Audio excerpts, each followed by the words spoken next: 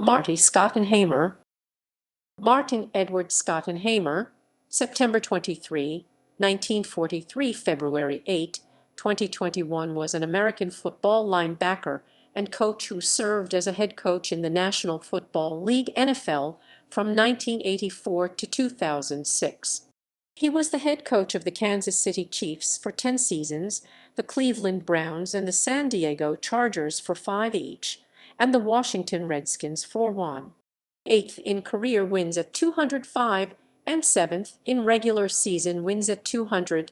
Schottenheimer has the most wins of an NFL head coach to not win a championship. After coaching in the NFL, he won a 2011 championship in his one season with the Virginia Destroyers of the United Football League (UFL). He was inducted to the Kansas City Chiefs Hall of Fame in 2010. Schottenheimer's tenure as an NFL head coach was marked by consistent regular season success and postseason struggles. In his 21 seasons, he reached the playoffs 13 times and had only 2 losing records. He also was named NFL Coach of the Year with the Chargers in 2004 for leading a team that went 4-12 the previous year to a 12-4 record. However, Schottenheimer won only 5 of his 18 postseason games and never advanced beyond the conference championship round of the playoff. At the conclusion of his NFL career, he held a playoff winning percentage of .278, a stark contrast to his .613 regular season winning percentage and the only losing playoff record of an NFL coach with 200 wins. He is the only eligible NFL coach with 200 regular season wins who has not been inducted into the Pro Football Hall of Fame. Early life and playing career. Schottenheimer was born in Canonsburg, Pennsylvania. He attended high school at Fort Cherry High School in McDonald, Pennsylvania. He went to the University of Pittsburgh and played college football for the Pitt Panthers from 1962 to 1964, earning second-team All-American honors as a senior. Schottenheimer, a linebacker, was selected in the 4th round of the 1965 NFL Draft by the Baltimore Colts and in the 7th round of the 1965 American Football League Draft by the Buffalo Bills. He signed with the Bills and spent the next 4 seasons with Buffalo, including as a backup on the Bills' 1965 AFL Championship squad. Schottenheimer earned an AFL All-Star selection as part of that year's format change, naming the entire Bills squad as All-Stars. Schottenheimer was still with the team during the 1969 preseason and intercepted 2 passes in a game against the Houston Oilers. Sometime between the 1969 preseason and regular season, Schottenheimer was sent to the Boston Patriots and spent the next 2 seasons with the Patriots. He was traded to the Pittsburgh Steelers in July 1971 for Mike Haggerty. He was traded again to the Colts before the beginning of the 1971. Schottenheimer retired from football in 1971 and spent the next several years working in the real estate industry. He came out of retirement in 1974 to sign with the Portland Storm of the World Football League as a player-coach. He injured his shoulder prior to the start of the season, but stayed on with the Storm as their linebackers coach. Coaching career. Schottenheimer's professional coaching career began in 1974 when he became linebackers coach for the Portland Storm of the World Football League. In 1975, he was hired as a linebackers coach for the NFL New York Giants and in 1977 became defensive coordinator. Schottenheimer spent 1978 and 1979 as the linebackers coach for the NFL Detroit Lions. Cleveland Browns. In 1980, he was hired as the defensive coordinator for the Cleveland Browns. On October 22, 1984, Schottenheimer replaced Sam Rutigliano as Browns head coach after an October 7 game against the New England Patriots that bore an eerie resemblance to Cleveland's 1980 playoff loss to the Raiders, known as Red Right 88.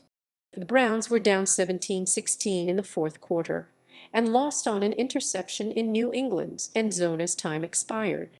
chants of "Goodbye Sam" rang out from the stands after the New England game. Browns owner Art Modell called the play calling inexcusable and fired Rutigliano 2 weeks later. The 1-7 Browns then went 4-4 under Schottenheimer to finish the season with a 5-11 record. The selection of University of Miami quarterback Bernie Kosar in 1985's supplemental draft ushered in a new, largely successful era for Cleveland. With Schottenheimer, Kosar, and a cast of talented players on offense and defense, the team reached greater heights than Rutigliano and former quarterback Brian Sipe ever did. Though they became consistent playoff contenders in this era, the Browns did not reach the Super Bowl, falling one win short 3 times in the late 1980s. While not stellar, the Browns' record won first place in a weak AFC Central in 1985, and the team looked poised to shock the heavily favored Miami Dolphins in a divisional playoff game on January 4, 1986. Cleveland surged to a 21-3 halftime lead, and it took a spirited second-half comeback by Dan Marino and the Dolphins. Despite the loss, many people expected Cleveland to be back the following year. "The Browns' days, the good days, are here and ahead of us," radio personality Pete Franklin said. Despite a tumultuous off-season, 1986 marked Cleveland's entry into the ranks of the NFL elite as Kosar's play improved and the defensive unit came together. Kosar threw for 3,854 yards to a core of receivers that included Brian Brennan, Ozzie Newsome, and rookie Webster Slaughter. On defense, cornerbacks Frank Minifield and Hanford Dixon emerged as one of the NFL premier pass-defending duos. After a slow start, the Browns rose to the top of the divisional standings, twice beating the Pittsburgh Steelers and ending a 16-game losing streak at Three Rivers Stadium. A 12-4 record earned Cleveland home field advantage throughout the playoffs. The Browns' first opponents in the 1986 playoffs were the New York Jets. Kicker Mark Mosley made a field goal and won the game for the Browns 23-20. It was the team's first playoff victory in 17 years. The following week, the Browns matched up against the Denver Broncos in the AFC Championship game in Cleveland. Denver got out to an early lead, but Cleveland tied the game and then went ahead 20-13 in the fourth quarter. After the ensuing kickoff, the Broncos were pinned at their own 2-yard line with 5:32 remaining. Denver quarterback John Elway then engineered a 98-yard drive for a touchdown with the cold, whipping wind in his face. The drive, as the series came to be known, tied the score and sent the game into overtime. Cleveland received the ball first in the sudden death period, but was stopped by the Denver defense. On Denver's first possession, Elway again led the Broncos on a long drive, ending with a Rich Carley's field goal that sailed just inside the left upright and won the game. The drive that tied the game has since come to be seen as one of the best in playoff history and is remembered by Cleveland fans as a historic meltdown. Although downtrodden by 1986's playoff defeat, Cleveland continued to win the following season. The Browns finished with a 10-5 record in 1987 and won the AFC Central for the third year in a row. In the divisional playoff round, the Browns faced the Indianapolis Colts and won 38-21. The win set up a rematch with the Broncos in the AFC Championship in Denver. The Broncos held a 21-3 lead at halftime, but a pair of rushing touchdowns and another by receiver Reggie Langhorne brought Cleveland to within 7 points. Cleveland scored again in the fourth quarter, but the Broncos went ahead again by 7 points on a touchdown with 4 minutes left.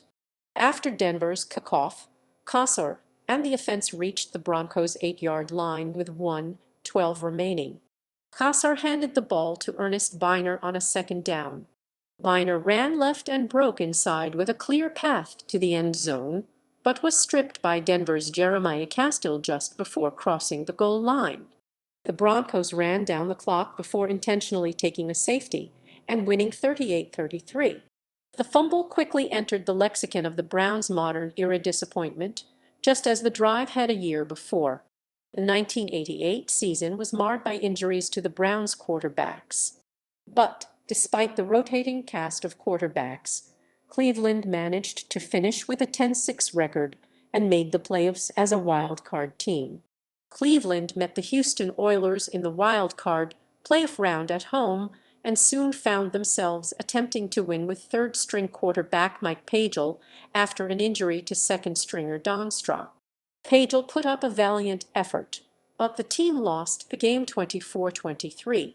4 days after the Oilers' loss, Schottenheimer and Modell announced that the coach would leave the team by mutual consent.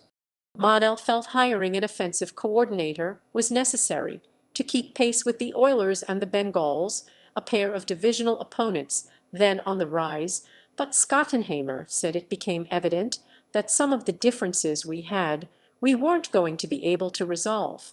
Modell also wanted Schottenheimer's brother Kurt, who was the defensive coordinator, reassigned.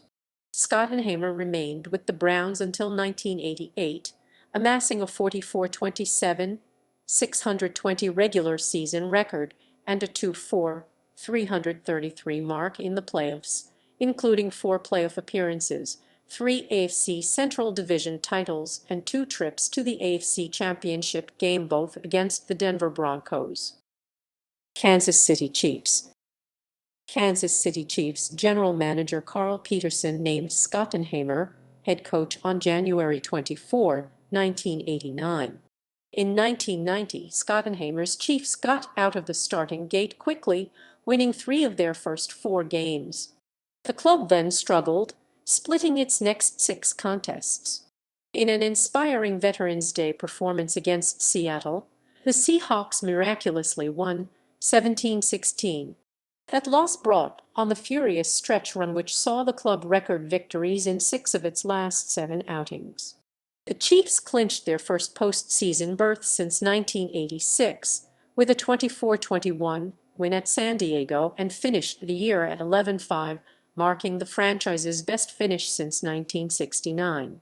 The Chiefs suffered a heartbreaking 17-16 loss at Miami on January 5, 1991.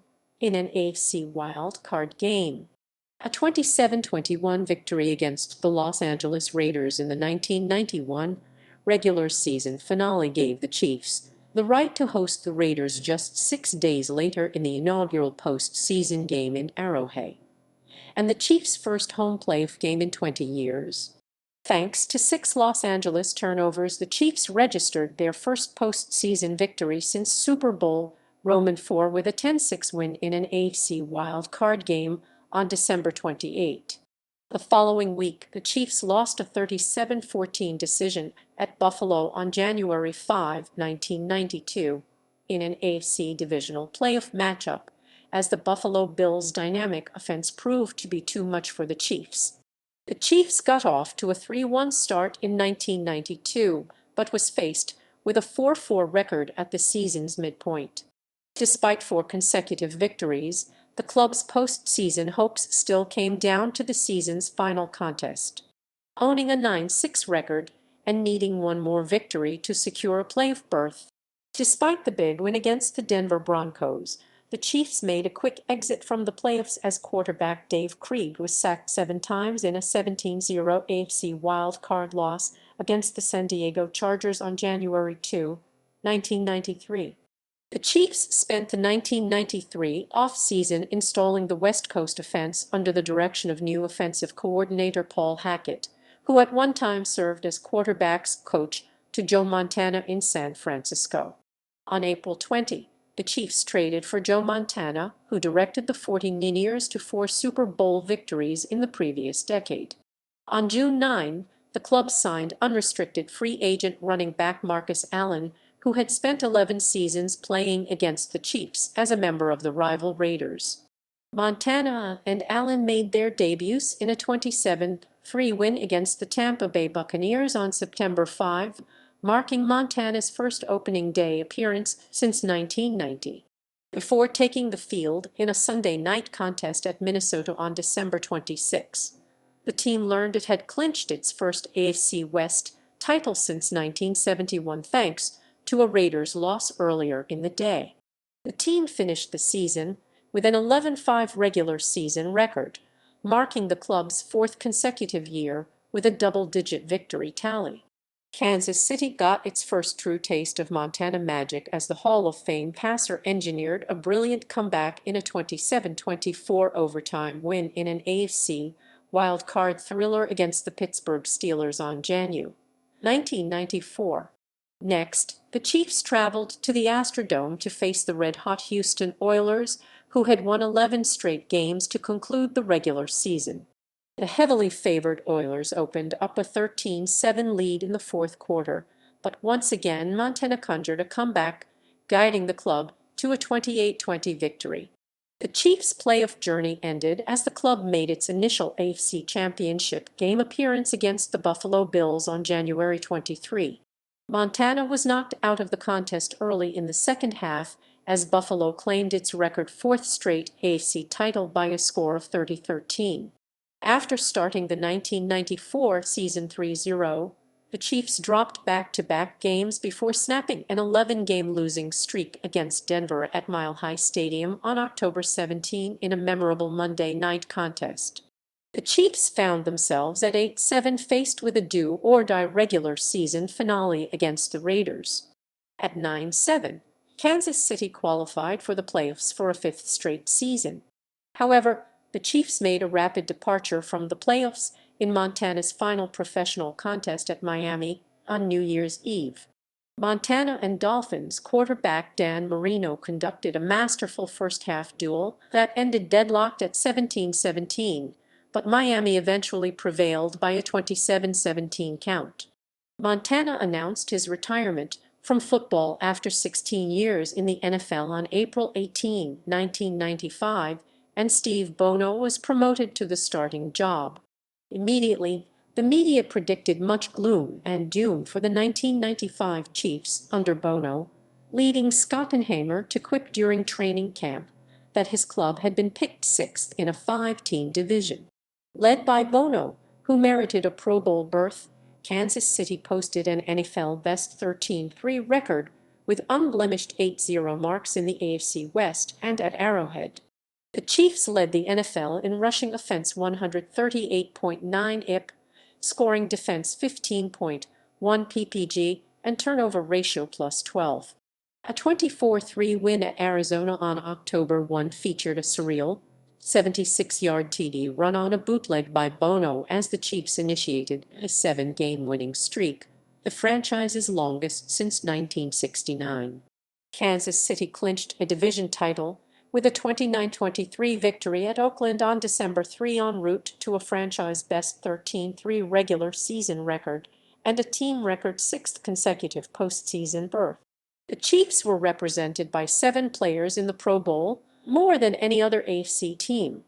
In the playoffs, the Chiefs dropped an AFC divisional playoff game against the underdog Indianapolis Colts on January 7, a blustery afternoon with the temperature at 11 degrees and a wind chill of 9. 3 interceptions and 3 missed field goals from place kicker Lynn Elliott contributed to the 10-7 loss at Arrowhead. Kansas City entered the 1996 campaign with essentially the same lineup as the club boasted in 1995 and were featured on the cover of Sports Illustrated along with Green Bay as preseason Super Bowl favorites. The club started the season with a 4-0 record for the first time in team history, but the season's lofty expectations came crashing down as the squad lost 3 of its next 4 games. A 3-game winning streak, including a victory over the eventual Super Bowl champion Green Bay Packers, put the club back in postseason contention at 8-3. Needing just one more win to qualify for the playoffs, the Chiefs dropped their next 2 games, a 24-19 loss against Indianapolis and a 29 loss to the Bills. The Chiefs finished with a 9-7 record, missing the postseason for the first time since 1989, after the AFC final wild card spot went to the Jacksonville Jaguars, who won a tiebreaker with Kansas City. Kansas City dramatically retooled its roster in 1997, beginning with the signing of free agent quarterback Elvis Grbac on March 17. In addition to Grbac, the Chiefs' lineup featured 11 new starters. All the new faces quickly formed a cohesive unit, as the Chiefs posted a 13-3 record, an 8-0 Arrowhead record, and their second AFC West title in 3 years. The Chiefs led the NFL in scoring defense, allowing a mere 14.5 points per game. The 232 total points permitted by the Chiefs in 1997 were the lowest tally ever allowed in a 16-game season in team history. Kansas City also broke a 63-year-old mark owned by the 1934 Detroit Lions by not permitting a second-half TD in 10 consecutive games. Back returned for the regular season finale against New Orleans Saints on December 21 as the squad finished the year with 6 consecutive victories, a first in team history. The Chiefs' 13-3 record gave them home field advantage throughout the AFC playoffs. However, their playoff run was short-lived as Kansas City lost to the eventual Super Bowl champion Denver Broncos 14-10 in the divisional round. The following year, with Elvis back at the helm, the Chiefs fell to 7-9 in 1998. Marty Schottenheimer took much of the blame for his failed attempts in the playoffs and conservative style of coaching Marty Ball, and resigned following the 1998 season. Schottenheimer spent a total of 10 seasons as head coach of the Kansas City Chiefs from 1989 to 1998, recording a 100-158-1 regular season record, 634, and had 3 division titles, 7 playoff appearances, and a trip to the AFC Championship game in 1993, losing to the Washington Redskins. From 1999 to 2000, Schottenheimer worked as a football analyst for ESPN, where he sometimes criticized Washington Redskins owner Daniel Snyder for being a meddlesome owner. In a surprise to many observers, Schottenheimer was hired as head coach of the Redskins in 2001. Schottenheimer's Redskins became the first team in NFL history to win 5 consecutive games immediately after losing its first 5 games. One of the Redskins' losses was a 45-13 loss to Schottenheimer's former team, the Chiefs. The Redskins won 8 of their final 11 games to narrowly miss the postseason, matching the 8-8 record from the team's previous year, but moving up in the NFC East. Despite this, Snyder controversially fired Schottenheimer on January 13, 2002, after one season to make room for former University of Florida head football coach Steve Spurrier. The team would regress under Spurrier, dropping to losing records during his 2 seasons at the helm. San Diego Chargers. The San Diego Chargers hired Schottenheimer in 2002 following consecutive last-place finishes in the AFC West under Mike Riley.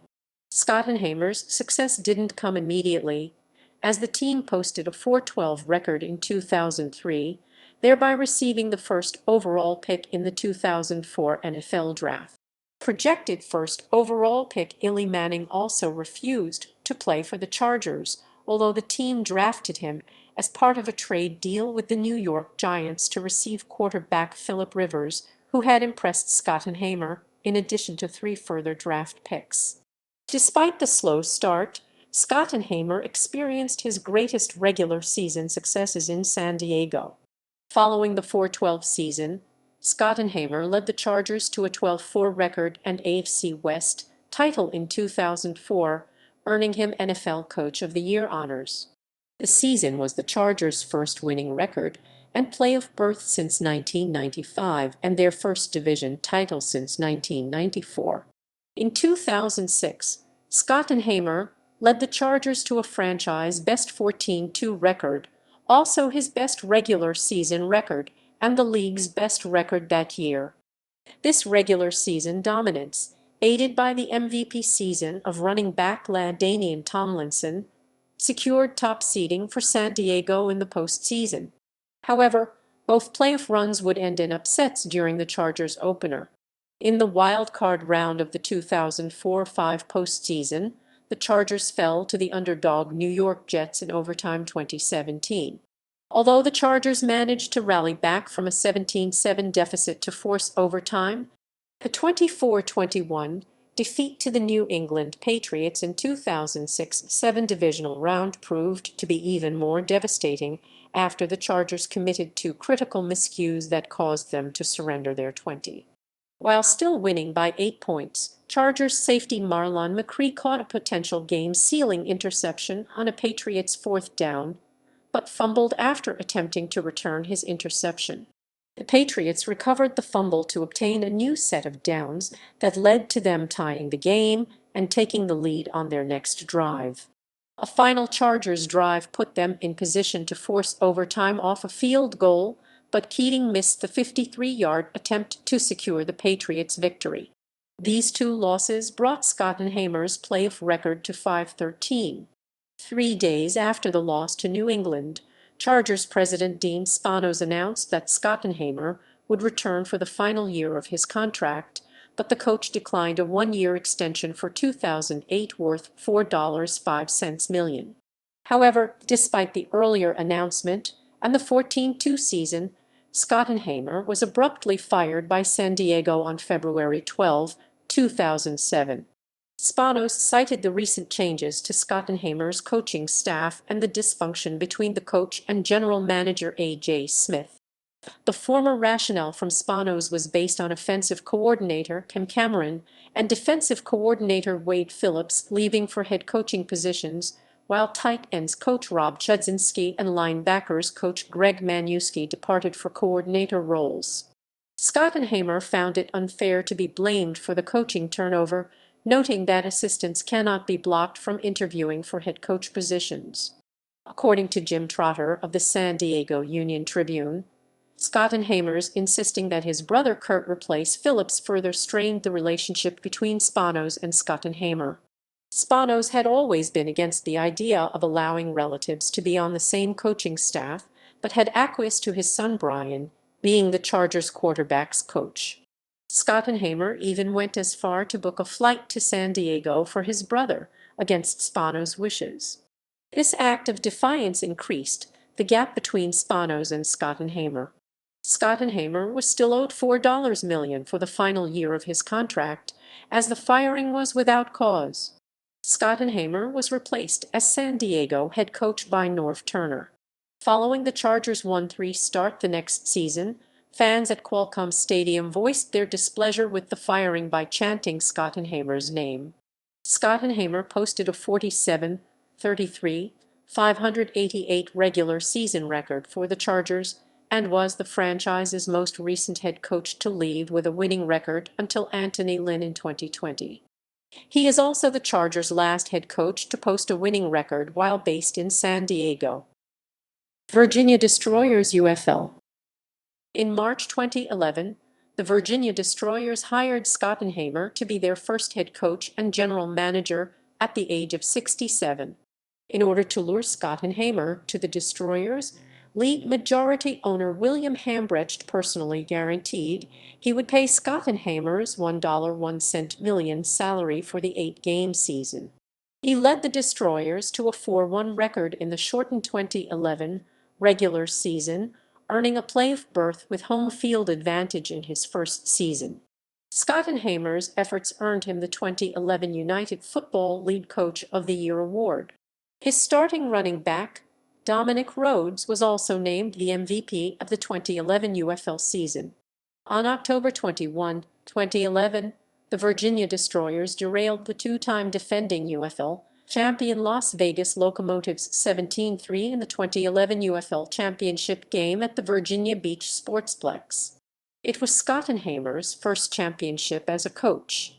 Schottenheimer abruptly resigned from the Destroyers shortly before the 2012 season, citing discomfort over unspecified issues facing the team that season and the failure of the team to meet also unspecified conditions for his return. Schottenheimer later sued Hambrecht after not receiving any of the money he was owed. He received a settlement of approximately $800,000 in the lawsuit. Coaching philosophy and legacy. During his head coaching tenure, Schottenheimer's coaching strategy became known as Marty Ball. It emphasized a strong running game, a passing game that limited turnovers, and an aggressive defense. A conservative style, It was criticized for its blandness, and it prevented Schottenheimer from winning big games because he consistently played not to lose. While Schottenheimer's teams won 8 division titles and made the playoffs 13 times in his 21 seasons, they never reached the Super Bowl.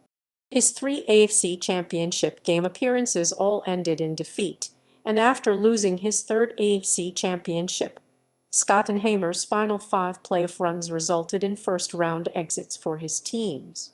Schottenheimer's tenure as an NFL head coach concluded with 205 career wins and 200 regular season wins, both which are the most of a head coach to not reach or win an NFL championship.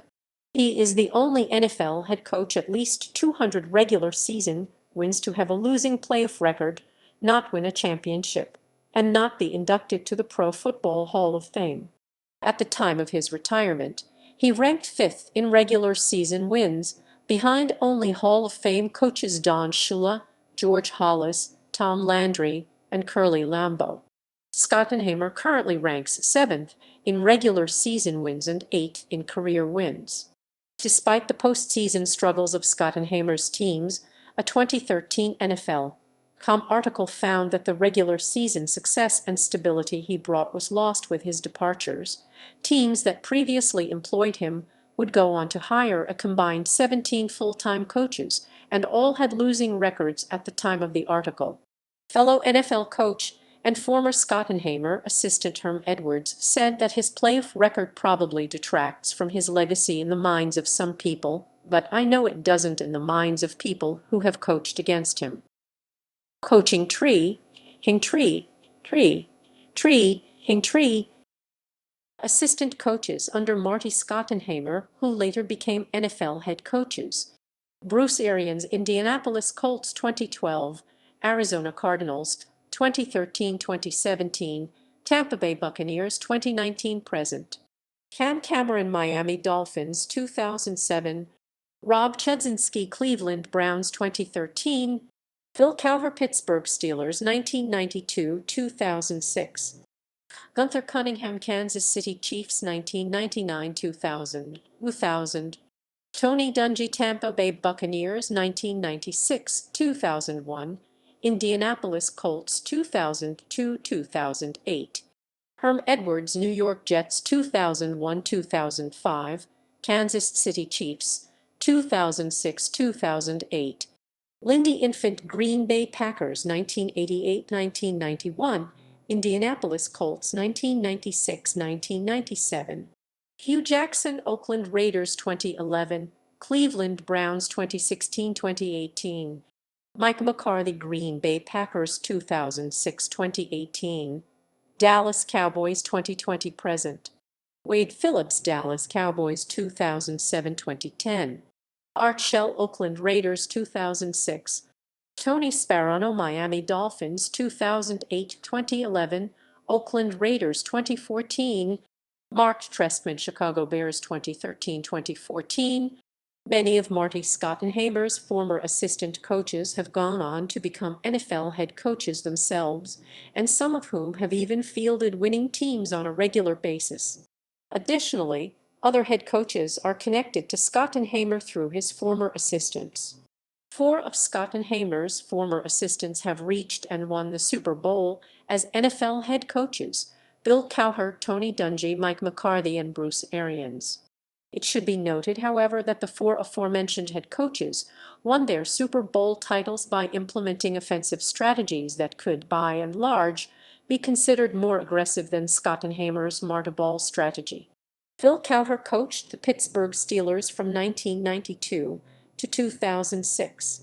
Like Schottenheimer, Calver built his offenses around a strong running game. For many years, he was able to do so thanks to the power running style of his Pro Football Hall of Fame RB Jerome Bettis. However, Calver was able to get consistent, and often strong, performances in the passing game from his quarterbacks Neil O'Donnell, Cordell Stewart, Tommy Maddox, and Ben Roethlisberger. Calver's teams also made good use of trick plays on offense. A trick play helped the Steelers win Super Bowl XL against the Seattle Seahawks. In the fourth quarter, Pittsburgh WR Antoine Randall L. who was originally a quarterback at the University of Indiana, threw a 43-yard touchdown pass to fellow Steelers W.R. Hines Ward. This play would prove to be the game-winning score as Calver Steelers beat the Seahawks 21-10, giving him his first Super Bowl title. In 2020, Calver earned induction into the Pro Football Hall of Fame. When Tony Dungy was the head coach of the Tampa Bay Buccaneers from 1996 to 2001, he implemented a conservative, ball control offense based primarily around running the ball and short high-percentage passes. However, when Dungy coached the Indianapolis Colts from 2002 to 2008, he was more willing to base his offense on an aggressive, more robust passing game. This was largely possible due to the impressive passing skills of Dungy's Pro Football Hall of Fame QB, Peyton Manning. Another important factor was that the Colts' offensive coordinator, Tom Moore, was a man that Dungy already knew and trusted. Dungy is credited for turning both the Buccaneers and Colts into Super Bowl contenders as a head coach. He made 10 straight trips to the NFL playoffs 1999, 2001 in Tampa Bay, and 2002-2008 in Indianapolis. In Super Bowl Roman 41, Dungy's Colts defeated the Chicago Bears 29-17, and he became the first black head coach to win the Super Bowl against another black head coach and Dungy's former mentee, Lovie Smith. In 2016, Dungy earned induction into the Pro Football Hall of Fame. Mike McCarthy coached the Green Bay Packers from 2006 to 2018 and ran a variation of the West Coast offense during his time as Packers head coach. He was able to field a potent passing attack with two superstar quarterbacks, first with Brett Favre 2006-2007, and then with Aaron Rodgers 2008-2018. McCarthy guided the Packers to a 31-25 victory over the Pittsburgh Steelers in Super Bowl Roman 4-5, with Rodgers being named the game's MVP. Under McCarthy's watch, the Packers were perennial playoff contenders, and Rodgers blossomed into one of the NFL best quarterbacks, winning multiple NFL MVP awards along the way. Bruce Arians, who is another member of Schottenheimer's coaching tree, is well known for his motto, "No risk it, no biscuit," which encourages all his players to play aggressively. Additionally, Arians is noted for his work with quarterbacks. He served as quarterbacks coach for the Indianapolis Colts from 1998 to 2000, mentoring Peyton Manning. From 2004 to 2011, Arians was an offensive assistant for the Pittsburgh Steelers, working for both Bill Cowher and Cowher's successor, Mike Tomlin. Arians served as wide receivers coach from 2004 to 2006, and then as offensive coordinator from 2007 to 2011. With his help, the Steelers won Super Bowl XL and Super Bowl Roman 4-3. During this time, Arians tutored and developed Ben Roethlisberger. In 2012, Arians came back to the Indianapolis Colts. He was named the team's interim head coach when Chuck Pagano, the team's regular head coach, was being treated for leukemia. As the Colts' acting head coach for 12 weeks, Arians guided Indianapolis to a 9-3 record and helped the team get back to the NFL playoffs. He also became the first ever interim head coach to be named NFL Coach of the Year for his efforts. From 2013 to 2017, Arians served as the head coach of the Arizona Cardinals. He turned the Cardinals into a legitimate playoff contender while also getting productive seasons from his star QB, Carson Palmer. In 2019, after spending the previous year as an analyst for the NFL on CBS, Arians became the head coach of the Tampa Bay Buccaneers, leading them to a 7-9 record. The following year, however, proved to be a triumphant year for him as coach. With the help of legendary quarterback Tom Brady, Arians led the Buccaneers to victory in Super Bowl Roman 4-5. The Buccaneers defeated the Kansas City Chiefs 31-9, and Arians became the oldest head coach to win a Super Bowl. Personal life. Schottenheimer married his wife, Pat, in 1968. They lived on Lake Norman in North Carolina and had 2 children, a daughter, Kristen, and a son, Brian, who has also served as an NFL coach. In 2011, Schottenheimer was diagnosed with Alzheimer's disease. By the time the diagnosis was announced publicly in 2016, it had progressed slowly and he still maintained much of his memory and function, with him about to begin experimental treatment. As of December 2018, Schottenheimer was still able to travel and made a brief pre-recorded speech supporting Chiefs head coach Andy Reid after Reid surpassed him in coaching wins. On February 3, 2021, his family announced he had been put into hospice care the previous Saturday.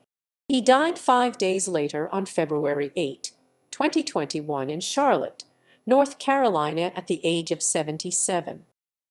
Head coaching record. Source: